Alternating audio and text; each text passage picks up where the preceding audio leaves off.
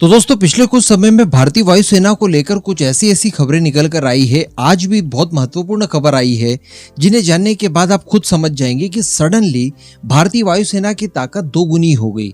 और ताकत भी कोई ऐसी वैसी नहीं बल्कि स्वदेशी, कहीं और से लिए बिना। और इससे भी बड़ी बात कि इसमें ब्रह्मोस का तड़का मिलता है। अब ब्रह्मोस के बाद में भारतीय वायुसेना की ताकत किस लेवल की हो सकती है ये हम सभी लोग जानते हैं। ऐसी कुछ खबरें निकल कर आई है जो मैं आज आपको बताने जा रहा हूँ। आप बस अपने खुद के चैनल खंडवा डिफेंस फैक्ट को सब्सक्राइब जरूर कर लीजिएगा। तो दोस्तों सबसे पहले तो अगर बात की जाए तेजस मार्क 1A की, तो हम सभी लोग अक्सर ये सोचते हैं कि ये तेजस मार्क 2 से कम कैपेबिलिटीज रखेगा और इसमें वास्तविकता भी है। तेजस मार्क 2 की बात की जाए तो वो रफाल की टक्कर का होगा, और वहीं पर अगर तेजस मार्क 1A की बात की जाए तो रफाल जितनी ताकत तो वो नहीं रखेगा। लेकिन इसके बावजूद अगर लॉजिक लगाकर सोचा जाए तो इसकी ताकत तेजस मार्क 2 की तुलना में कितनी भी कम क्यों ना हो, हर हाल में ये भारतीय वायुसेना के लिए रिक्वायर्ड था, तभी ना इसे बनाया गया है। ये कोई विदेश से खरीदा गया फाइटर जेट नहीं है जो कि हम लोगों ने सैक्रिफाई करके खरीद लिया हो कि ठीक है एडजस्ट कर लेंगे।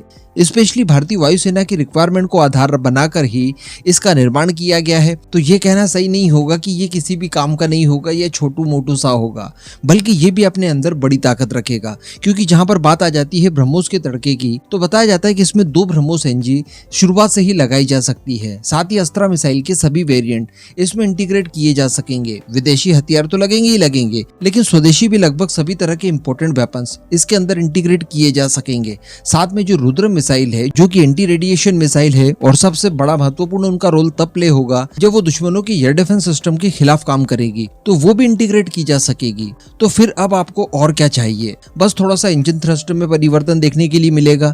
जहां पर 85 किलो न्यूटन के आसपास आपको तेजस मार्क 1A का F404 इंजन थ्रस्ट देगा, तो वहीं पर 98 किलो न्यूटन के साथ तेजस मार्क 2 का इंजन यानी F414 इंजन इस्तेमाल किया जाएगा। रडार सिस्टम की रेंज वगैरह में थोड़ा फर्क मिलेगा, बाकी लगभग सारी कैपेबिलिटीज वही होंगी जो एक्चुअली हमें चाहिए। अब इसके अलावा दोस्तों कुछ समय पहले खबरें निकल कर आई थी, हम लोगों ने डिस्कस भी किया था कि बिल्कुल राइट टाइम तेजस मार्क 1A जो 83 की संख्या में हम लोगों ने ऑर्डर प्लेस किया है उनकी डिलीवरी शुरू हो जाएगी, और अगले साल फरवरी मंथ तक हमें इसकी पहली डिलीवरी हो जाएगी। भारतीय वायुसेना में इनका इंडक्शन शुरू हो जाएगा। लेकिन दोस्तों तेजस मार्क 2 के ज्यादा इंडिजिनाइजेशन के चलते जो 2 साल का डिले हुआ है उसकी भरपाई भी करनी है। तो इसकी भरपाई के लिए बताया ये जा रहा है कि HAL और भारतीय वायुसेना के बीच में इस समय बातचीत चल रही है, और संभवतः आने वाले समय में खबरें मिल सकती है इस तरह की कि 50 तेजस मार्क 1A एडिशनली ऑर्डर दिए गए हैं। 83 तो पहले ही दे दिए गए हैं, 50 की संख्या में एडिशनली और ऑर्डर दिया जा सकता है।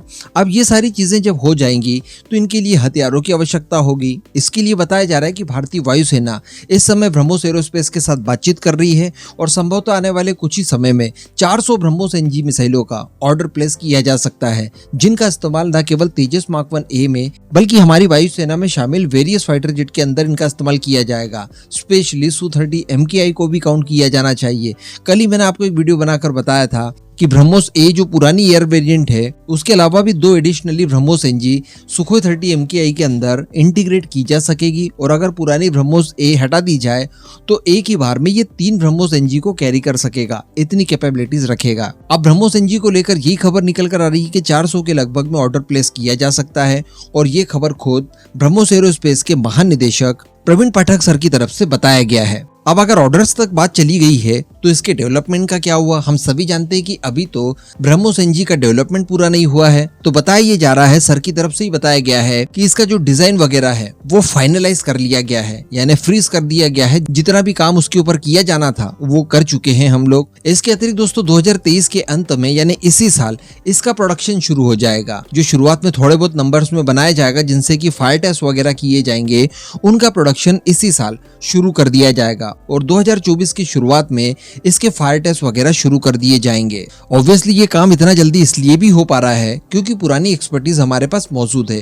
थोड़ा सा परिवर्तन करना था डिजाइन वगैरह में, क्योंकि यहाँ पर सीधे सीधे 1 टन वजन कम किया गया है, और साथ ही इसकी जो स्पीड है वो पुरानी वाली से ज्यादा रखी गई है। जहाँ पर पुरानी वाली ब्रह्मोस आपको 2.5 मैक से लेकर 2.8 मैक तक की स्पीड देती है, तो वहीं पर ये आपको 3.5 मैक की स्पीड देगी। तो ऑब्वियसली थोड़ा बहुत डिजाइन वगैरह में परिवर्तन करना पड़ा होगा, तो उसी को लेकर थोड़ा सा समय लग गया। लेकिन 2023 के अंत में इसका प्रोडक्शन शुरू होकर 2024 की शुरुआत में इसके फायर टेस्ट वगैरह शुरू कर दिए जाएंगे और शुरुआती बेच के ही जो हमारे तेजस मार्क 1A होंगे उनके अंदर इनका इंटीग्रेशन किया जा सकेगा। इसके अतिरिक्त हम सभी जानते हैं कि यूपी की राजधानी लखनऊ में इन मिसाइलों की प्रोडक्शन के लिए एक फैसिलिटी की शुरुआत की गई है और काफी समय पहले ही इस बात को रिवील कर दिया गया था कि इस फैसिलिटी में शुरुआती चरण में ही 80 से लेकर 100 मिसाइलें प्रतिवर्ष के हिसाब से बनाई जा सकेगी। तो कहने का मतलब ब्रह्मोस एनजी अपने डेवलपमेंट परीक्षण वगैरह सारे कुछ कंप्लीट करके जब प्रोडक्शन स्टेज तक पहुंचेगी उससे पहले तक हमारे फाइटर जेट वगैरह भी रेडी हो चुके होंगे। तेजस मार्क 1A भी ठीक ठाक नंबर्स में हमारी वायुसेना में शामिल हो चुके होंगे, क्योंकि डिलीवरी में इनकी कोई भी डिले अब नहीं होते हुए दिखाई दे रहा है। सही समय पर ही डिलीवरी की जाएगी। और इसी के साथ साथ सुखोई 30 MKI तो ऑलरेडी हमारे पास है, उनके अंदर अपग्रेडेशन के काम किए जा रहे हैं ताकि ब्रह्मोस एनजी का इंटीग्रेशन उनमें संभव हो पाए, जिनके लिए भी काम शुरू हो गया है। मैंने आपको 1-2 दिन पहले ही वीडियो बनाकर बता दी थी। तो हमारे पास एक दमदार फ्लीट होगी जिसके अंदर ब्रह्मोस एनजी मिसाइलें भारी मात्रा में इस्तेमाल की जाने वाली है। अब इस पूरे मुद्दे पर दोस्तों आपका क्या मानना है, नीचे कमेंट करके जरूर बताइएगा।